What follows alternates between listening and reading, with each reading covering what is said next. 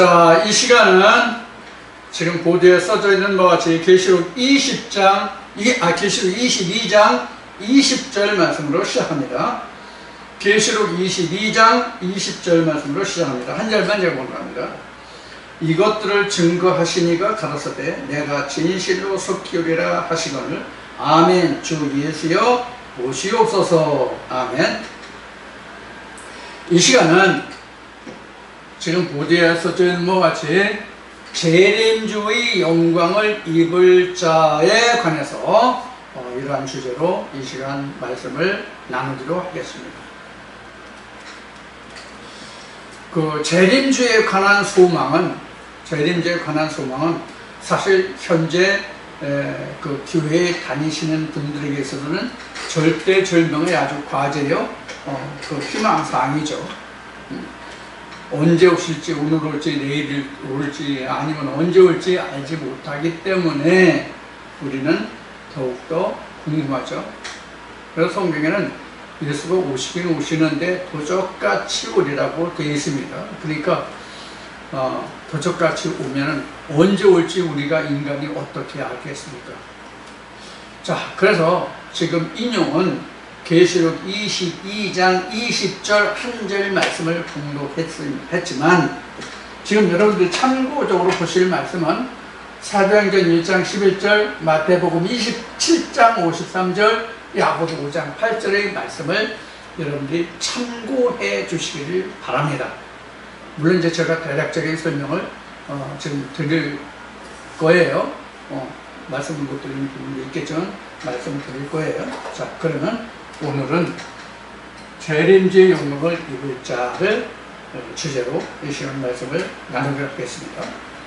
이 시간도 여러분들이 귀를 쫑긋 세우시고 마음을 가다듬고 이 말씀을 들어주시되 끝까지 다 들어주시기를 부탁드립니다. 앞 시간에도 말씀을 드렸지만 이 말씀을 듣기는 쉬워도 이 말씀을 깨닫기는 그렇게 만만치 않습니다. 그리고 앞부분만 들으시고 이런 것이겠다라고 미리 짐작하시는 그런 마음 자세도 고쳐주시길 바랍니다. 제 말씀은 끝까지 다 들으시고 여러분들 깊이 묵상하고 상고하지 않으면 이 말씀이 결코 쉽게 풀어지지 않을 것입니다. 자, 그리고 또 좋아요와 구독을 꼭 부탁 말씀 드리겠습니다. 특히 좋아요와 구독은 제가 이 동영상을, 이 말씀을 증거하고 여러분들에게 전하는 데 있어서 큰 힘이 되고 기쁨이 됩니다. 자, 그러면 우리가 재림주라고 하는 그 영광을 입을 자라는 주제를 달았는데, 그럼 우리가 현재 신학적으로 재림주를 어떤 관점에서 우리가 보고 있는지를 먼저 우리가 알아야 될 필요가 있겠죠. 신학적으로는 2000년 전 과거 유대 땅에 왔던 예수를 초림으로 보고 장차 언제 어떻게 오실지 모르는 사도행전 1장 11절에 기록된 말씀, 지금 인용한 계시록 22장 말씀, 마태복음, 야고보서 이런 말씀들에 보면 속히 오신다 또는 언제 오실지 모르는 이런 의미의 말씀들이 이제 기록된 말씀들이에요. 이 말씀들이. 그래서 이렇게 성경에는 주의 재림을 약속하고 그런 증거들이 성경에 나타나 있어요. 특히 사도행전을 말씀을 보면 지금 예수가 하늘로 들려오는 모습이 나오죠. 하늘로 올라가는 모습이 나오는데 그 모습을 보면 사도행전에 이렇게 설명을 하고 있습니다. 어떻게 설명하고 있냐면 예수가 하늘로 올라가실 때 구름이 가리워서 보이지 않게 했다고 설명이 되어 있고, 이것을 바라보는 제자들에게 천사가 말하기를 너희가 무엇을 그렇게 눈이 빠져라 하고 하늘이 뚫어져라 하고 쳐다보고 있느냐, 하늘로 올라가신 예수는 너희가 본 그대로 다시 오신다, 이렇게 되어 있어요. 그러면 구름에 가리워서 보이지 않게 했는데 그것을 제자들이 바라보고 있어요. 그런데 천사가 그것을 말하기를 너희가 본 그대로 오리라, 이렇게 했어요. 그러면 구름이 가리워서 보지 못하게 올리웠으니까 보이지 않게 온다는 뜻이잖아요. 그런데 보이지 않게 오는데 뭐 하늘 쳐다보면 제자들이 하늘 쳐다보는 것 같이 사도면에서 하늘 쳐다보면 예수가 보이지 않게 오는데 구름에 가리웠는데 그 구름에 가리운 예수가 오는 곳을 오면은 볼 수가 있냐고 가리워서 보지 못하게 했는데 그러면 본 그대로 오리라고 했으니까 구름에 가리워서 오니까 와도 내가 알 수 있다 없다. 아 이건 뭐 글자 본문도 모르나? 글자 본문도 모르냐고요. 이건 본문 그대로잖아. 다만 그 구름이 무언지가 지금 숨은 뜻이죠. 자, 이와 같이 성경은 예수의 재림을 지금 숨겨서 기록하고 있어요. 숨겨서 기록하고 있다고. 드러내서 기록한 것이 아니라 숨겨서 기록하고 있다. 그러면 계시록 22장 오늘 인용한 계시록 22장에서 예수가 이미 왔어요? 안 왔어요? 계시록 22장을 지금 22장 20절 말씀을 봤잖아요. 그런데 주 예수여 어서 오시옵소서 이렇게 기록하고 있잖아요. 그러면 지금 계시록 22장의 상태에서 보면 이미 예수가 와 있는 상태냐 아니냐 하는 것을 지금 질문하는 거예요. 지금 예수가 왔어요 안 왔어요? 왜 안 와요? 계시록 20장에 이미 왔잖아요. 첫째 부활에 참여했잖아요. 그래서 우리는 예수의 초림과 재림을 지금 모르고 지금 말하는 거라고. 그래서 앞에 지금 뭐라고 했어요? 신학적으로는 2000년 전 유대 땅에 온 예수를 초림으로 보고 언제 올지 모르는 그것도 구름을 가리운 상태로 올라갔으니까 구름에 가리운 상태로 다시 온다고 했는데 구름에 가리워서 보지 못했으니까 오는 것도 보지 못한 상태잖아요. 와도 그런 예수를 지금 신학적으로는 기다리고 있단 말이에요. 그럼 성경은 예수가 초림이든지 재림이든지 자기가 알아요 몰라요? 알게 돼 있어요 모르게 돼 있어요? 성경에는 알게 돼 있잖아요. 계시록 20장이란다. 계시록 2장 3장에 보면 아시아 7교회에 대한 편지죠. 그럼 그 예수 그리스도가 온지 않은 예수가 왔다는 것을 알아요 몰라요? 알잖아요. 그 결과가 계시록 20장 5절로부터 기록한 첫째 부활에 참여한 자잖아요. 첫째 부활.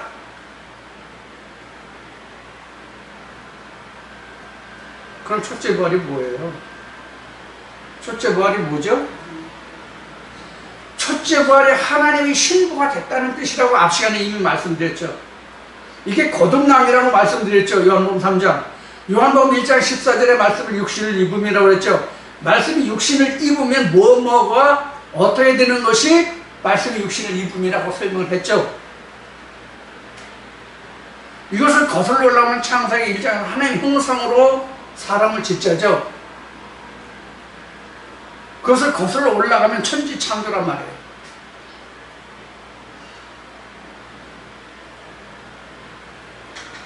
자, 이와 같이 우리가 주의 재림이라는 것은 지금도 초림에 들어가 있는 자만이, 즉 첫째 부활에 참여한 자만이, 계시록 20장을 얘기하는 거예요. 첫째 부활에 참여한 자만이, 요한복음 3장으로는 거듭난 자만이, 요한복음 1장으로 하면은 말씀이 육신을 입은 자만이 주의 재림을 기다릴 수 있고 그 영광을 입을 자란 말이에요. 성경은 앞 시간에도 말했듯이 성경은 모든 자에게 해당하는 말씀이에요. 그래서 하나님은 모든 인간의 모든 사람의 하나님이다 이렇게 성경 기록하고 있는 것이에요. 그러나 앞 시간에 제가 어떻게 말씀드렸어요? 그러나 모든 인간이 하나님의 백성이 되는 것은 아니다. 잘 들으셔야 합니다. 하나님은 모든 인간, 모든 인류의 하나님이 되시지만 그렇다고 해서 그 모든 인간들이 하나님의 백성이 되는 것은 아니다. 성경으로 말하면 이스라엘이라는 그 족속의 하나님이지 이방인의 하나님은 아니란 말이에요. 그러면 이스라엘이라는 것을 신명기에 뭐라고 기록해야 되느냐?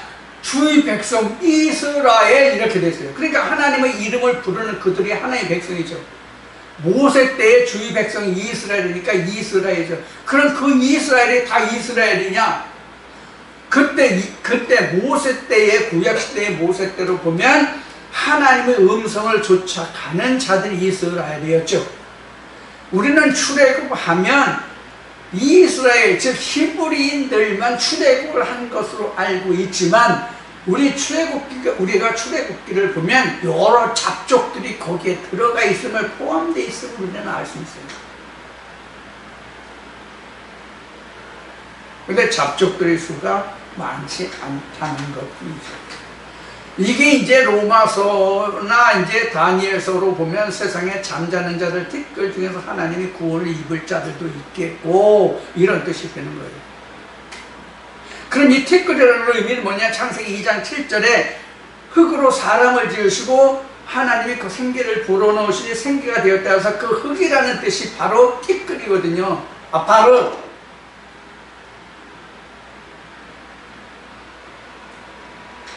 수많은 인류 중에서 아주 소수의 무리가 티끌이잖아요. 사람 전체를 흙이라고 그랬으니까 그 모든 인간들 중에서 하나님이 구원을 입을 자는 티끌에 불과하잖아요.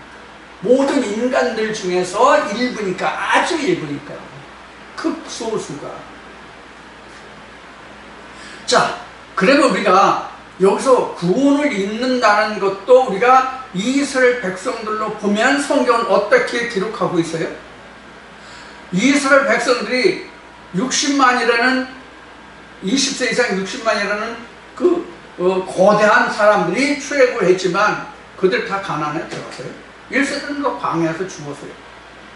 그럼 2세대가 할례받지 못한, 애굽에서 할례받지 못한 자들이 광야에서 나옴을 받아서 그들이 가나안 땅에서 여리고성에서 할례를 받았죠.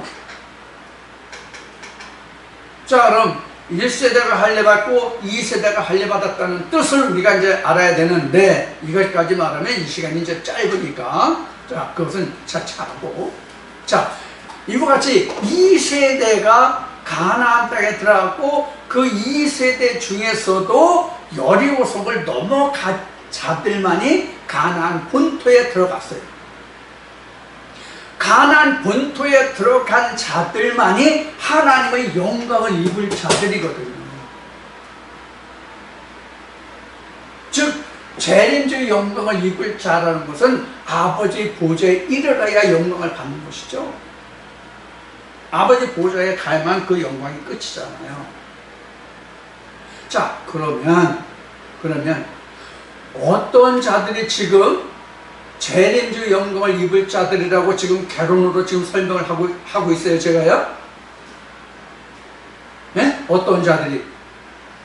이스라엘의 출애굽 여정으로 보면 요단강을 건너서 여리고성을 함락시키고 여리고성을 넘어간 자들만이 어떻게 됐다고요? 가나안 본토를 점령하고 가나안 땅을 차지할 수 있잖아요. 즉 천국에 들어갈 대상자가 됐잖아요. 가나안 본토를 들어갔다고 해서 끝이 아니라 가나안 본토에 들어가면 진짜 뭐가 생겨요? 진짜 전쟁이 생기죠. 진짜 전쟁이 생기죠. 그 전쟁에서 나와 함께 줄 자가 누구예요?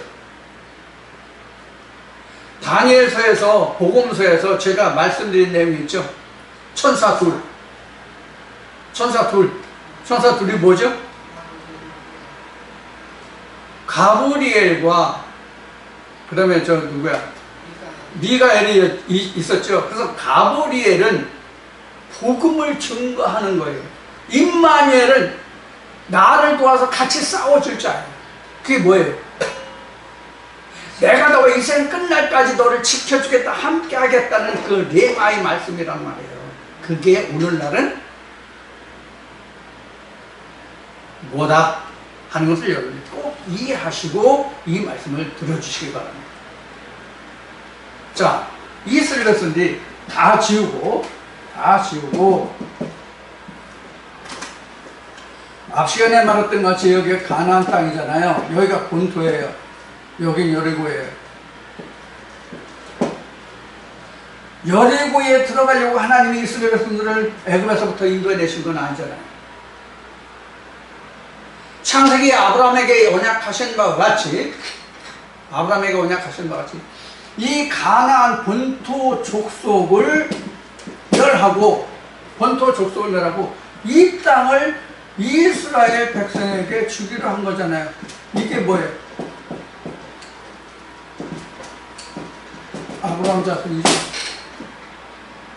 아브라함 자손에게 이 땅을 주기로 약속한 것이 가나안 땅이지만 여리고 땅을 말하는 것이 아니라 가나안 본토를 주기로 받았다. 그럼 가나안 본토에는 여호수 족속, 기위 족속, 기르가스 족속 해서 족속들이 있었잖아요.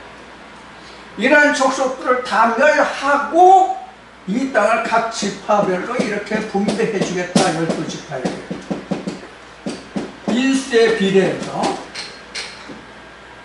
이걸 언약하신 거잖아요. 그래서 아브라함, 이삭, 야곱의 12지파 그 아들들이 가나안 본토에 들어가 이게 이제 4대만이잖아요.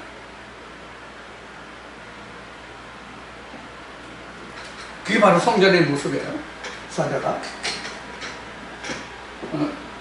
이 4대가 뭔지는 성전 모습을 좀 말씀드렸는데 그것은 여러분이 잘 이해하시고 들어주시기 바랍니다. 자, 이렇게 해서 12지파가 들어오고 마지막에 뭐예요? 마지막에 하나님의 성전 건축이죠? 그래야 가나안 땅이 정복이 끝나요. 하나님의 성전이 세워져야 가나안 건축이 끝나요. 가나안 건축이. 그럼 이 설명이 어디 있어요? 그토록 앞 시간에도 설명했던 요한계시록 21장 9절에 기록한 하나님의 신부가 됐다는 것이 하나님의 성전이 됨이라 이렇게 설명이 맞춰지죠. 하나님의 신부의 모습이 그렇게 돼야만 가나안 본토 점령이 끝나고 하나님의 성전이 세워져야만 완료. 창세기 2장에서 하나님이 모든 천지 창조가 일곱째 날에 이르러서 완성되었으므로 하나님이 일곱째 날에 안식하셨더라 이렇게 기록하고 있죠. 이게 일곱째 날 안식이에요. 안식이라는 것은 쉰다의 뜻이 아니라 천지 창조가 맞춰졌다의 뜻이라고 이미 말씀드렸어요. 천지 창조가 맞춰졌다는 얘기는 무엇을 말하냐면 땅에 속한 사람이 하나님의 형상으로 온전히 입었다. 즉 하나님의 성전으로 온전히 지어졌다가 완성, 안식의 뜻이다라고 말씀드렸어요. 우리 육신이 오늘 일요일이니까 안식이 되니까 일하지 않고 쉰다의 뜻이 안식이 아니다라고 이미 말씀을 드렸어요. 그러니까 이 세상은 안식이 없어요. 히브리서 기록된 말씀과 같이 이 세상은 영원한 도성이 없다의 뜻이 이 세상은 안식이 없다의 뜻이래요. 그 도성이라는 뜻은 무슨 뜻이냐면 하나님의 성전이거든요. 그러니까 이 세상은 하나님이 영원한 성전이 없다의 뜻이에요. 영원한 도성이 없다는 뜻은. 영원한 성전이 도성이 없다는 뜻은 이 세상에는 안식이 없다는 뜻이에요. 이 세상으로는 천국이 없다는 뜻이에요. 그럼 하나님의 영광이 아니죠. 그래서 이 세상 사는 날은 내가 일곱째 날에 들어갔다 할지라도 아직 아침을 보지 못한 때예요. 하나님의 역사 속에서. 자, 그래서 우리가 재림주를 만나서 하나님의 영광을 입는다는 것은 무엇인가를 다시 한번 살펴보면 이 앞 시간에도 이 시간 모두에도 잠깐 말씀을 드렸듯이 예수가 이미 어디서 왔냐면 계시록 20장에서 이미 예수가 왔단 말이에요. 그래서 첫째 부활이 됩니다. 자, 그럼 첫째 부활이라는 뜻이 무엇이냐? 첫째 부활이라는 뜻이 무엇이냐? 그럼 우리가 언제 죽었느냐? 이것을 우리가 살펴봐야 되겠죠. 죽지 않고 부활이 없으니까. 그럼 우리가 언제부터 죽었어요? 날 때부터 죽었잖아요. 우리가 날 때부터 죽었잖아요. 지금 우리가 날 때부터 죽었다는 뜻은 어떤 날 때를 이야기하는가 하면 우리 육신이 날 때부터 죽은 자란 말이에요. 자, 지금 제가 뭐라고 그랬어요? 죽었다는 것이? 우리 육신이 날 때부터 죽었다라고 말씀을 드렸죠? 그럼 진짜 성경에서 죽었다는 것은 내가 육신이 날 때부터 죽었다고 말하는 거예요? 아니에요. 아니라고.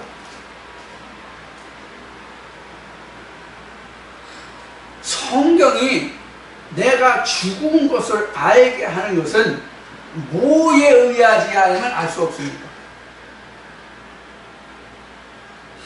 생길 주장이 없이는 우리가 죽었다는 것을 몰라요. 창세기 2장 7절의 말씀입니다.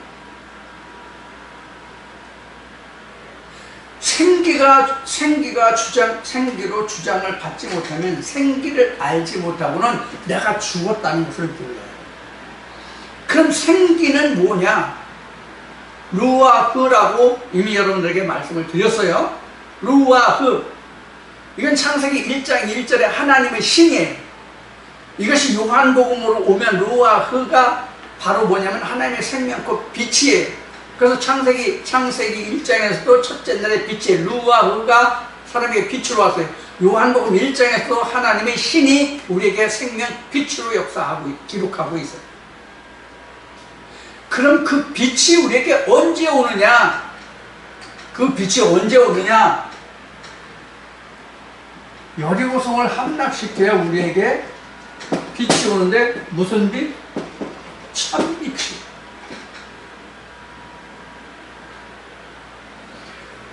여기 다 빛이죠. 여기도 빛, 여기도 빛이에요.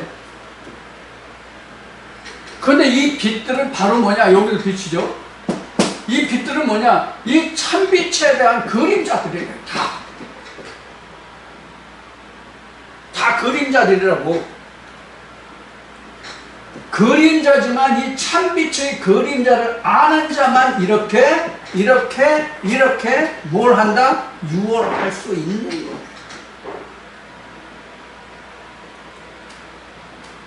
그래서 지금 우리가 이거 굉장히 많이 지금 그동안 설명하고 있는 것을 오늘 다시 설명하고 있는 거예요. 재림의 영광을 입을 자라는 주제로 다시 지금 설명하고 있는 거예요. 이거 그동안 굉장히 많이 했어요.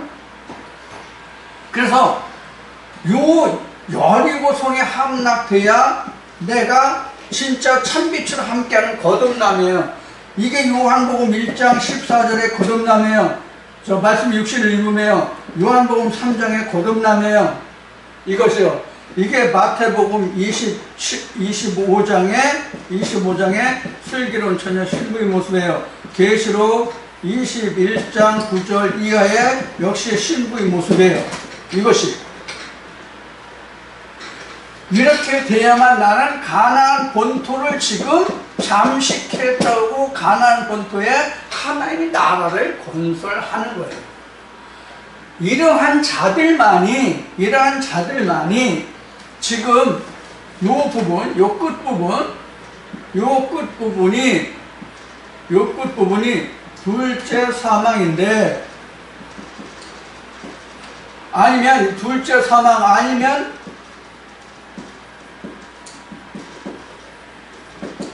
둘째 부활이 되겠죠.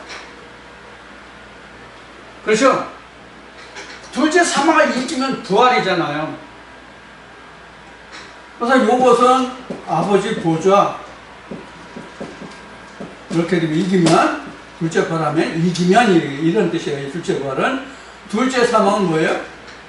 굴복. 이렇게 되는 거죠. 이렇게 된단 말이에요.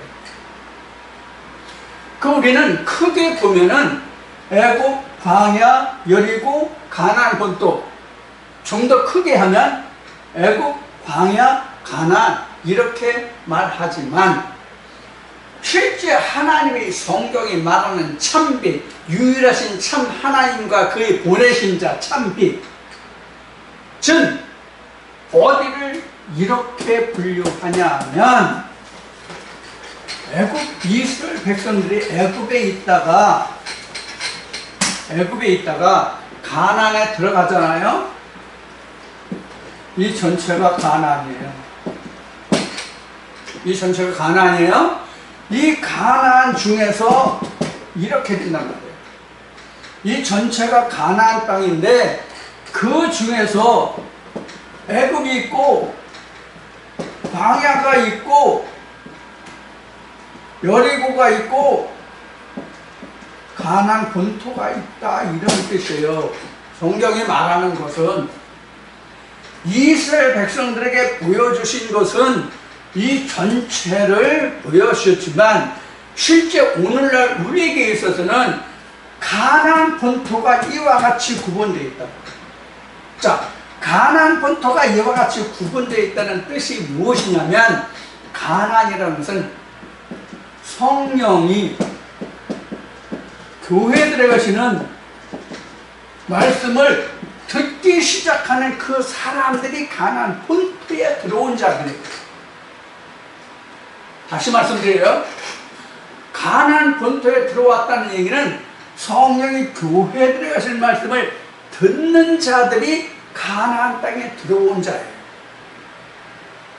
그럼 가나안 본토에 들어온 자들만이 성령이 교회들에 가시는 말씀을 들어요. 그럼 성령이 교회들에 가시는 말씀은 표면적, 일단은 이렇게 설명을 드리겠습니다. 계명적, 여기도 이면, 여기도 이면에. 이게 무슨 얘기냐면 성령이 교회들에 가신 말씀을 이제까지 들었어요, 못 들었어요? 가나안 본토에 들어와서 여리고성을 넘어가야만 성령이 교회들에 가시는 말씀을 들을 수 있는 거예요. 그러면 계시로 보면 이것이 어디냐면 요 부분이 어디냐면 계시록 20.5절이에요. 첫째 과.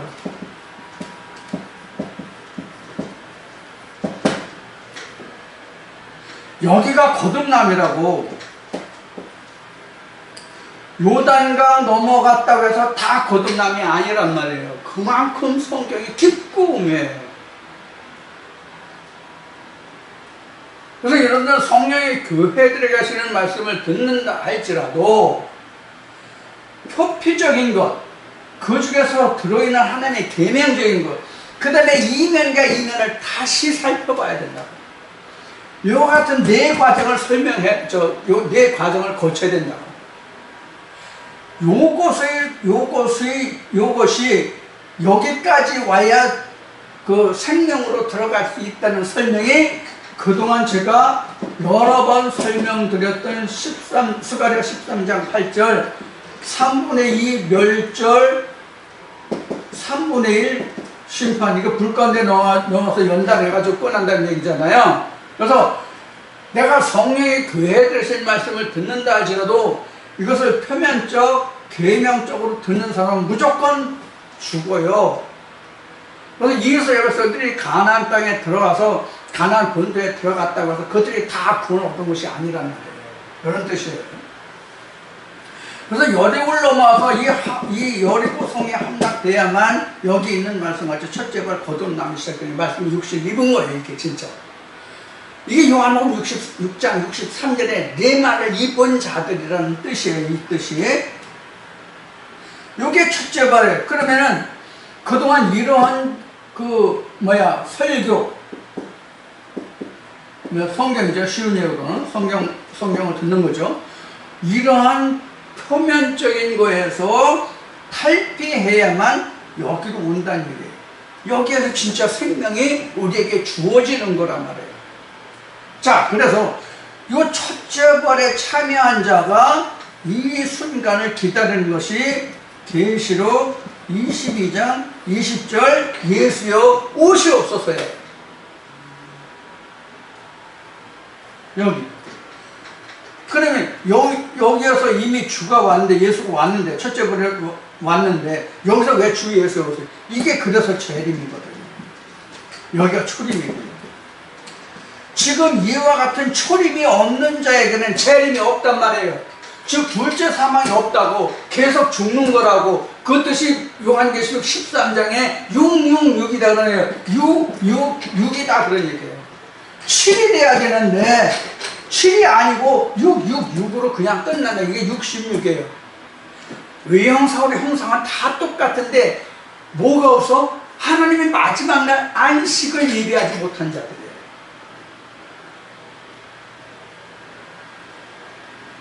그러면 이렇게 크게 따져서 666, 777이라고 설명을 드렸는데, 이것을 좀 더 세분화해서 말하면 요 안에서도 666에서 777로 돼야 6월하고, 여기서도 666이 777로 돼야 6월하고, 여기서도 666이 777로 돼야 6월하고, 여기서도 666이 777이 돼야 6월에서 영생 하나님의 재림의 주의 재림의 영광을 본다, 그런 뜻이에요. 여러분들이 지금 제가 전해드리는 말씀을 여러분들이 이렇게 지금 분석해서 듣고 계시느냐 하는 얘기예요. 다시 말씀드려요. 지금 제가 전해드리는 이 말씀을 여러분들이 이렇게 세분해서 말씀이 디바이드 됐냐고, 세분화 됐냐고, 분별을 하셨냐고, 그 속 깊이 말씀을 캐냈느냐고, 이걸 여쭤보는 거예요, 여러분. 그래서 베드로는 우리와 같은 자들이, 즉 주의 제자되고 사도된 자들이 구원을 입는 것이 불 가운데서 얻는 것 같으면 이방인들의 구원은 어떠하리요? 이렇게 기록하고 있는 거예요. 그러면 베드로가 증거한 이 구원이라는 것이 쉽다는 얘기예요? 어렵다는 얘기예요? 어렵다는 뜻이잖아요. 근데 일반 신학에서 말하는 것 같이 이 교회만 나오면, 어느 신천지인지 중천지인지 부천지인지 그에서 말하는 그들이 주장하는 대로 우리 무리 안에 들어오면, 또 개신교라고 하는 그 교회 목사님들처럼 여러분들은 우리 교회에 왔으므로 여러분들 다 구원 얻습니다, 그 말이 성립이 되느냐 하는 얘기예요. 진리의 성령이 교회들에 가시는 말씀을 듣는다 할지라도 이러한 과정이 필요한데, 이런 과정이 필요한 것이 아니라 이런 과정이 반드시 있어야 하는데, 반드시예요. 반드시 이러한 과정이 있어야 하는데, 이렇게 하지 못한 자들에게 하나님의 구원이 어떻게 쉽게 임하겠냐고. 이렇게 힘들게 어렵게 베드로가 증거한 대로 우리가 이 불 가운데서 얻는 것과 같은 이렇게 어려운 환난의 그러한 역경 속에서 얻는 것이면, 그렇지 않은 자들의 구원은 어떠하리요?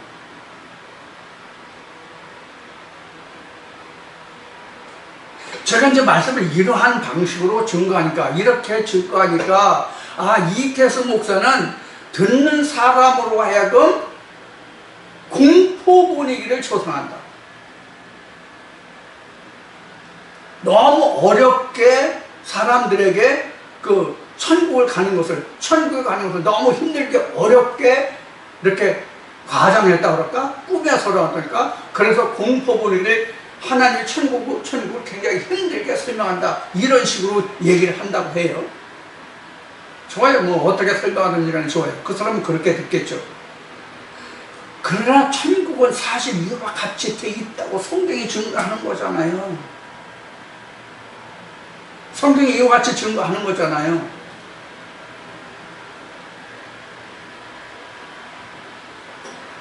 제 얘기가 아니잖아요.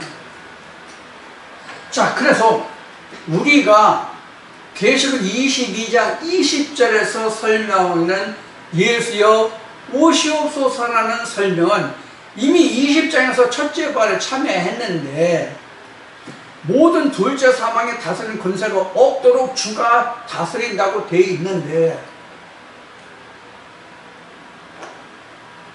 왜 예수가 또 오라고 하냐고. 22장에서. 그래서 이것은 초림과 재림을 얘기하는데, 여기가 여리고성을 함락시키는 이때가 초림이라고 지금 설명을 드렸어요. 그동안 다른 말씀에서 증거했지만. 그리고 여기에 둘째 사망인데, 여기에 지금 계시록 22장 20절이 필요한 말씀이란 말이에요. 왜? 내가 이때까지 그 앞에로 말씀을 드리면 21장에서 설명가, 22장에서 설명가 두루마기를 빠는 자는 복이 있다는 그것이 바로 계시록 6장 7장에서 두루마기를 주셨잖아요. 흰 두루마기를.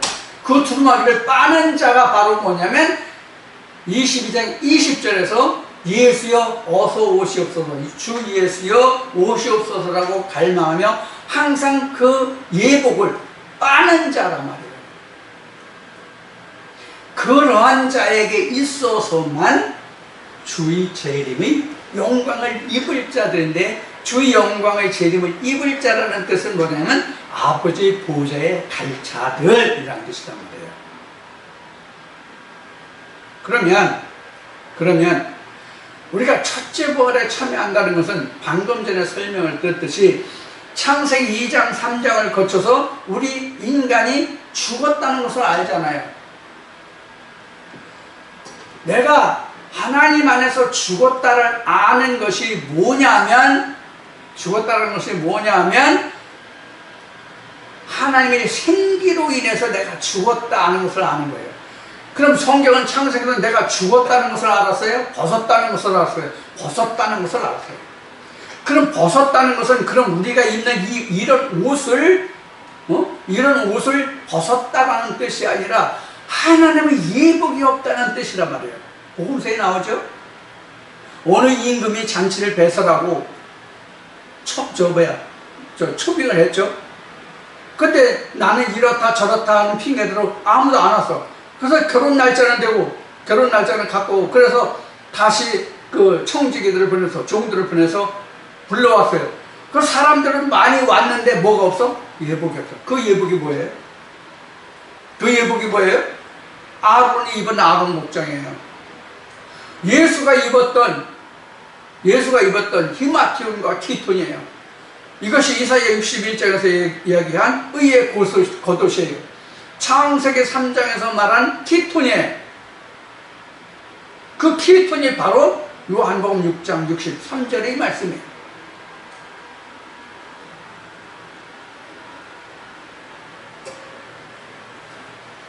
자, 이와 같이 우리가 이제 지금 옷을 얘기했는데, 지금 옷을 입는 게 어디면 여기서 입는 거거든요. 여기서 거듭날 때 하나님이 우리에게 옷을 주시는 것이거든요. 옷을, 두루마기. 지금 두루마기를 받아 입는 때가 이때라고요. 그래서 14만 4천이라는 인수의 수에 들어갔잖아요. 이 옷을 입은 자들이 그 뒤에 인수에 들어간단 말이에요. 자, 이같이 흰 옷을 입고 이때까지 옷을 빠는 자예요. 빠는 자에게 복이 있도다. 이 사람이 바로 재림주의 구원을 입을 자. 여기가 재림주란 말이에요. 여기가 초림이고 여기가 재림주. 그래서 오늘날 예수의 종류와 지지난주에서 예수의 종류와 그 다음에 우상이 된 예수에 대해서 설명을 드렸지만, 그런 2000년 전 그 유대 때 왔던 예수를 오늘도 믿고 섬기고, 그가 우리를 구원해줬고 그가 우리 죄를 위해서 죽어주셨다라고 믿고 설명하고 그렇게 전한다면 그것은 예수가 우상이 된 거예요. 그러나 시방도 계시고 전에도 계셨고 장차 오시리 중에서 시방 나와 함께하는, 이 초림의 시방 나와 함께하는 이 속에 들어있는 예수와 함께하는 자에게 있어서만 가나안 본토를 회복하고, 이게 이제 구원이라는 의미죠. 회복이, 가나안 본토의 회복이 구원에 이르고 회복하는 자만이 끝날에 예수의 재림을 볼 수 있는 자들이란 말이에요. 자, 그래서 오늘날 신학으로는 언제 올지 모르는 예수를 기다리면서 그 예수를 재림주라고 말하고 그렇게 믿고 있잖아요. 그 예수가 다시 온다고 그래도 어떻다고 그랬어요? 구름에 가리워서 오기 때문에 알지 못해요. 그럼 구름에 가리웠다는 뜻은 무엇이냐면, 제가 지금 예수 그리스도가 이렇다, 성경이 이렇다라고 아무리 설명을 해도 이 껍질을 벗기지 못하면 구름에 감사인 거예요. 구름에 감사인 거라고. 이 구름을 벗겨야 예수가 보이죠. 그럼 이 구름을, 그러면은 성경은 또 어떻게 설명하겠냐면, 노아의 홍수 심판 때에 하나님이 무지개를 어디에 두셨어요? 구름 밖에, 구름 속에 무지개를 감추었대요. 세상에 비 온 후에 생기는, 발생하는 무지개가 구름 속에 있어요? 구름 밖에 있어요? 구름 밖에 있다고. 구름 안에 무지개가 있다고 되어 있잖아, 성경은. 그러면 결국은 이렇게 예수가 증거하는 레마라고 한 그 말씀 속에, 제가 증거한 이 말씀 속에 무지개가 있다고. 하나님의 언약의 심판의 언약이 들어있다고.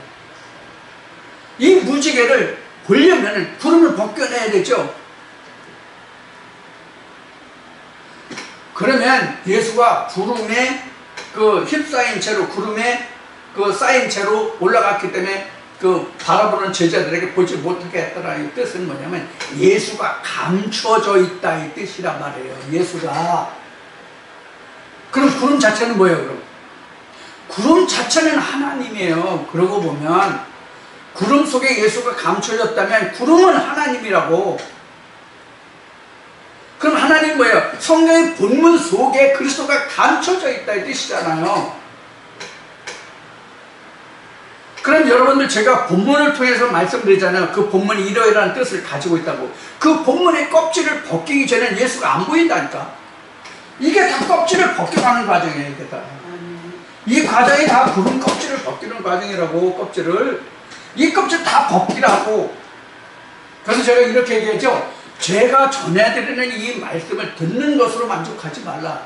이 말씀을 듣고 여러분도 이 말씀이 왜 이렇게 증거되는지, 왜 그런지를 성경을 통해서 여러분들로 분석하고 해석하고 분해해라.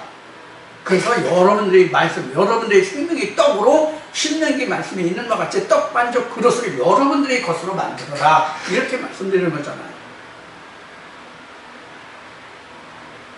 하나님도 예수도 성령도 우리가 많이 말하고 그들이 우리를 구원할 거라고 말하지만은, 우리는 예수가 말한 대로 하나님도 예수도 성령도 우리를 구원해 주지 않아요.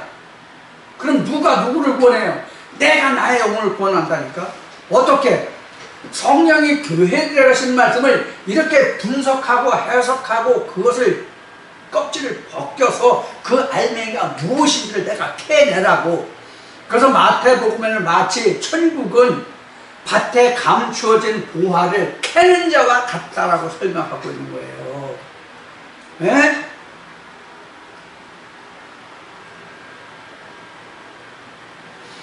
이렇게 캐고 찾아내고 하는 자에게만 출입이 있고 재림이 있고 아버지의 보좌가 있는 자예요.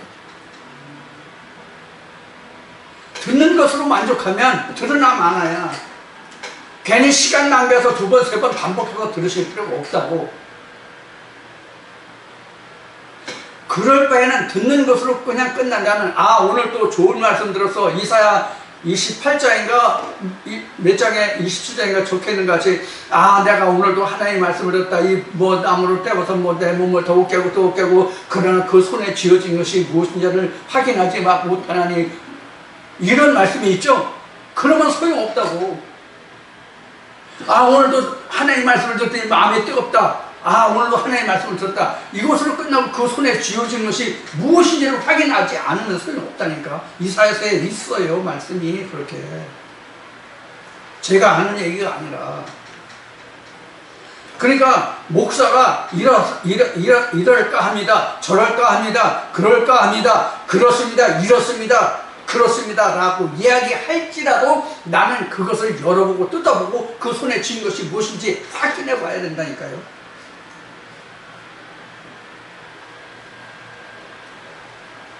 내가 하지 아니하면 내가 그 말씀을 듣고 그 말씀을 분석하고 깨보고 껍질을 벗겨보고 뚜껑을 열어보고 속에 무엇이 들어있는가 내가 확인하고 또 확인하지 않으면 하나님도 예수도 성령도 내 영혼을 구원하지 않는다. 결국 자기 영혼을 구원하는 것은 자기 노력하기 나름이다. 오늘 또 이 말씀을 들으면 또 하나님이 다 아신다는데 2000년 전에 유대 땅에 왔던 예수가 우리를 위해서 다 죽으시고 우리를 보내주셨다는데 저 목사 또 헛소리 하네. 저 목사 미쳤네. 그러신다면 할 수 없죠. 그렇게 믿으신 분은 일반 교회에서 말하는 대로 내 믿은 대로 될지어다. 그렇게뿐이 말할 수 없겠죠. 자, 이와 같이 우리가 신학적으로는 재림주를 2000년 전 유대 땅에 왔던 예수를 초림으로 앞으로 장차 오시리를 재림주로 알고 그렇게 전하고 그렇게 믿고 알고 있는 것이 일반 교회 모든 사람들이 믿음의 실상이에요. 현재 그 중에서 그것이 아닐 거라고 생각하는 사람들이 더러 있겠지만 그는 극소수예요. 특히 신학자들은 2000년 전 그리고 장차 오시리를 초림과 재림으로 말해.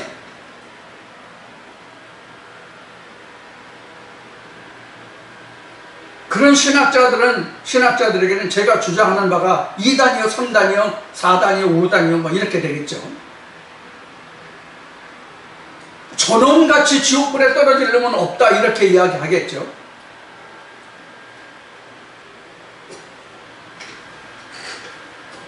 자, 여하튼 신학은 이렇고 성경은 이렇고 하나님은 이렇고 실상은 이렇다라고 아무리 이야기할지라도 지금 말씀드린 바와 같이 듣는 사람이 이 말씀을 받는 사람이 어떻게 받아들이냐가 그 사람의 결국을 말해요. 사도 바울이 고린도 교회에 편지한 것 같이 우리가 형체, 즉 결과를 뿌리는 것이 아니라 지금 알지 못하는 어느 형체일지 알지 못하는 지금 알갱이를 뿌리기 때문에 그래요. 그런데 성령이 교회들에게 하신 말씀을 듣고 지금 말씀드린 것 같이 이것을 껍질을 까고 구름을 벗겨서 그 구름 속에 들어있는 실상을 보는 사람들은 알갱이와 함께 무엇을 봐요? 홍채를 봐요. 그 결과를 본다고. 그래서 너희가 확신한 바요, 너희가 손에 잡은 바라 이렇게 얘기한 거예요. 그래서 그런 사람들에게 한해서 그러한 자들만이 즉 초림에 이르러서 그것을 모든 것을 분석하고 해석하고 깨달아서 그 속에 감춰진 밭에 감춰진 부활을 캔 자만이 재림주 영광을 받을 자, 즉 아버지의 보좌에 이를 자예요. 성경은 이와 같이 깊고 오묘한 말씀이에요. 찬송에는 마치 하나님의 말씀이 깊고 오묘하다고 찬송에 있죠. 깊고 오묘한 그 말씀 이렇게 저 찬송가의 가사에 나오죠. 아니 본문적으로 읽고 본문적으로 설명하고 본문적으로 알 것 같으면 그 깊고 오묘한 말씀이에요. 요한복음 4장의 사마리아인이 야곱 유물도 깊다고 그랬어요. 아니 야곱 유물도 깊은데 즉 율법의 표면적인 율법적인 말씀도 깊고 오묘한데 하물며 생수 유물은 얼마나 깊고 또 깊겠습니까? 요한복음 4장을 여러분들 참고하세요.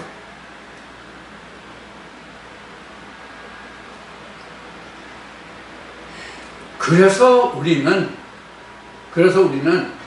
예수가 말한 것 같이 너희가 말세에 인자의 때에 믿음을 보겠냐라고 말씀하신 거예요. 인자의 날이 이 날이잖아요.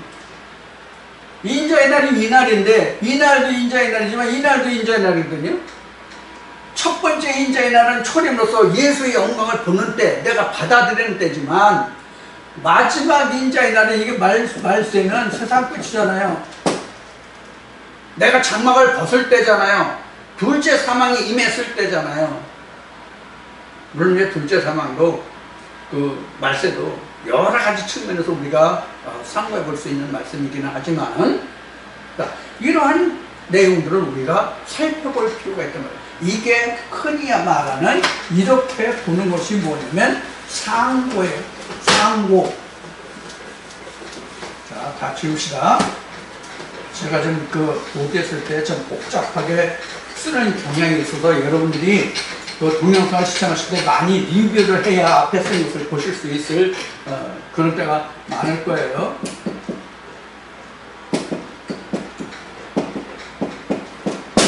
상고라는 것은 자세히 살펴본다는 뜻이거든요.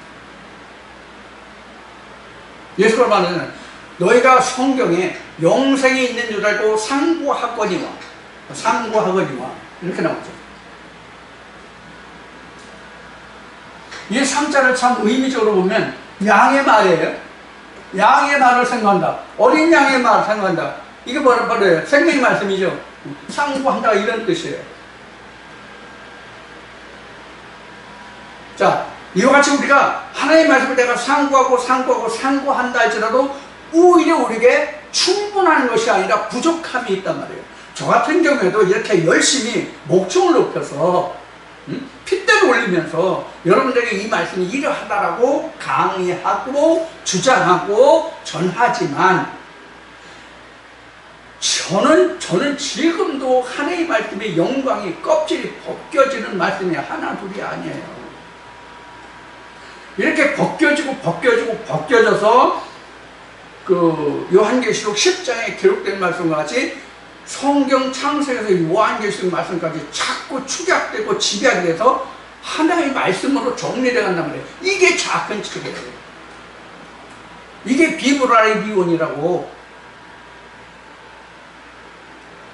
이렇게 성경의 말씀이 비브로 써서 비브리온으로서 비브라리디온으로 됐을 때만 비로소 내가 재림주의 영광을 바라볼 자요 그 영광을 받을 자란 말이에요.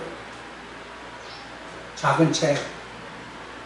그러니까 우리는 많은 성경 말씀이 있을지라도 그 말씀을 집약해서 내가 예수의 책으로, 하나님의 책을 예수의 책으로, 책과 생명책 나와야 20장이에요.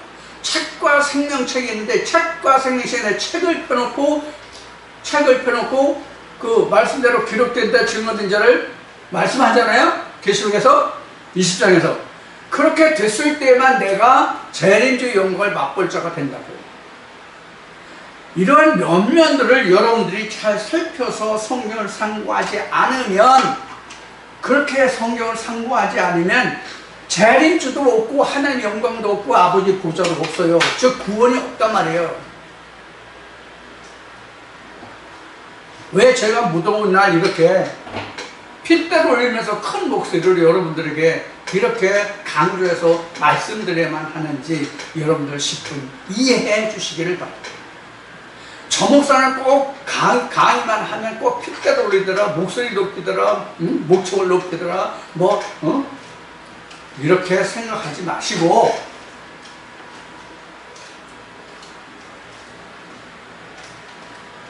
옛날 제가 학창시절에